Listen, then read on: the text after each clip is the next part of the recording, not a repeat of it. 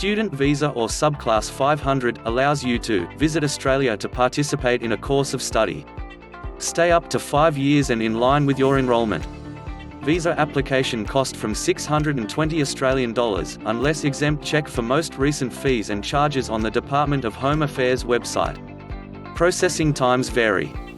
You can bring family members to Australia with you. You can apply online in or outside Australia. Things to note: you must be enrolled in a course of study in Australia, you must hold Overseas Student Health Cover (OSHC) or fall in one of the exemption categories. You must be 6 years or older and have a welfare arrangement, if you are under 18. You can travel in and out of Australia. You can work up to 40 hours every fortnight once your course starts. Primary school children enrolled in years 1 to 4 can only be granted a student visa for a maximum of 2 years. To continue studying in Australia, you must apply for a new student visa. If your student visa will expire before your graduation, you might be eligible for a visitor visa, subclass 600. You will need a letter from your education provider with the date of your graduation. If you hold or held a student visa and completed specific degree qualifications in Australia in the last 6 months, you might be eligible for a temporary graduate visa, subclass 485.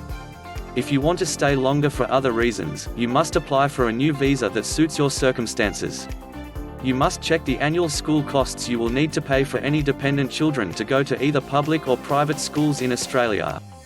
You might also have to pay other costs for health checks, police certificates and biometrics. Your obligations: you and your family must meet all visa conditions and follow Australian laws. Your visa is digitally linked to your passport. You must also be less than 17 years old when you begin Year 9, less than 18 years old when you begin Year 10, less than 19 years old when you begin Year 11, less than 20 years old when you begin Year 12. You must ensure you don't enter Australia before your OSHC begins, and maintain your OSHC until you leave Australia. You may be refused entry to Australia if you cannot prove you have health insurance in place when you arrive. Exceptions: you do not need to have OSHC if you are a Norwegian student covered by the Norwegian National Insurance Scheme, a Swedish student covered by Kammarkollegiet, a Belgian student covered under the Reciprocal Health Care Agreement. How to get overseas student health cover. Our Melbourne team of experts can help you with the best policy for your circumstances. You will need to know the policy number to include in the visa application. Your visa application will be refused if you don't give this information. You must have enough money to pay for your stay in Australia. You must be a genuine temporary entrant and intend to return home after studying in Australia.